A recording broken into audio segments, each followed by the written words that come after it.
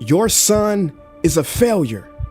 He's barely passing my class, and with grades like this, I'm just not sure what kind of future he's gonna have. What do you have to say for yourself? You're supposed to graduate this year. Listen to Mr. Johnson. What kind of future do you think you're gonna have? With all due respect, don't call me a failure.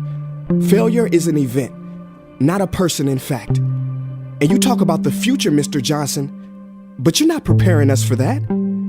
Excuse me? Just listen to what I'm saying. This should be good. Would you agree that in the future, most careers will become automated? Yeah, so? So the people who succeed will have to be curious, innovative, with resilience to adapt to new changes. What's your point?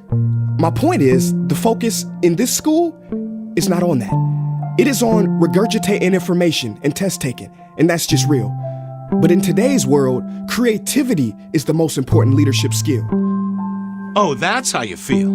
You don't have to believe me, but maybe you will believe the 1,500 executives who recently said creativity is the most important leadership skill.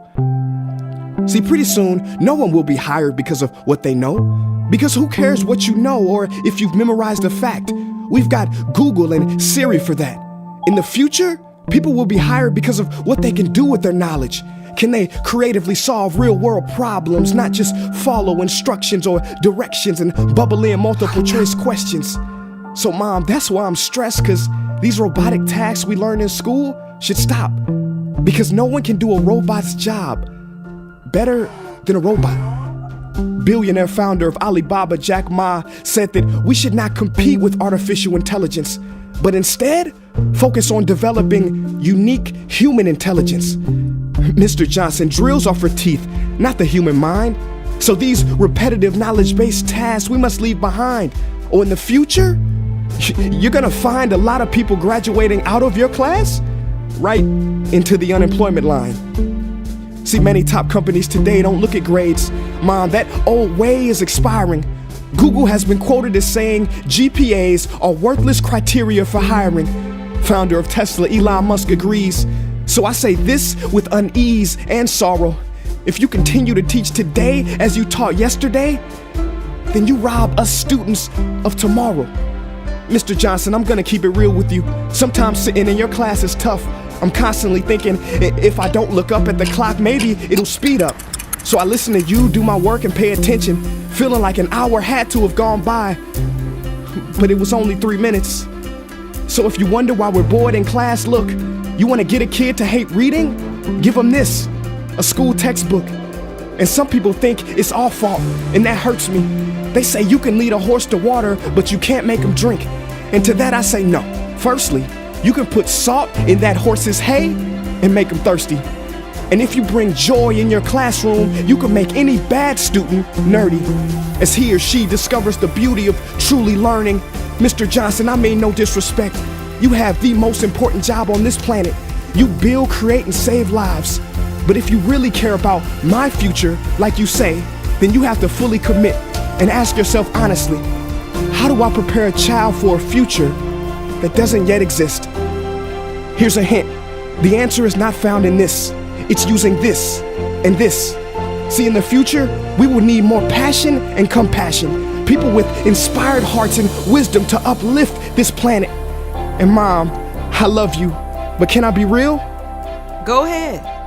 You want to know one of the biggest factors for childhood success? It's not IQ. It's family meals. And we haven't had one of those in a while. See, I know sometimes you don't feel proud, because I may not be a straight A student, but I'm not stupid. These tests may be 70% of my grade, but they're 0% of my future. But don't worry, I'll pass this class and get through this. But I need you to give me the space I need to be me and live true. Because the best feeling in the world is that your own parents get you. There's a passage in a book called The Prophet by Khalil Gibran. And if you don't mind, I'd love to share it with you. Go ahead. See, he says, your children are not your children. They are the sons and daughters of life longing for itself. They come through you, but not from you. And though they are with you, they do not belong to you. You may give them your love, but not your thoughts, for they have their own thoughts. You may house their bodies, but not their souls, for their souls dwell in the house of tomorrow. So, Mom, I'd appreciate it if you give me the love that I need to pursue my dreams.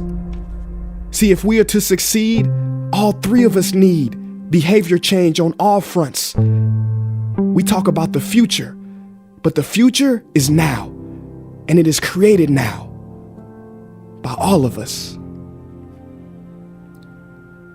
I've never heard you speak like that before. Yeah, I didn't know.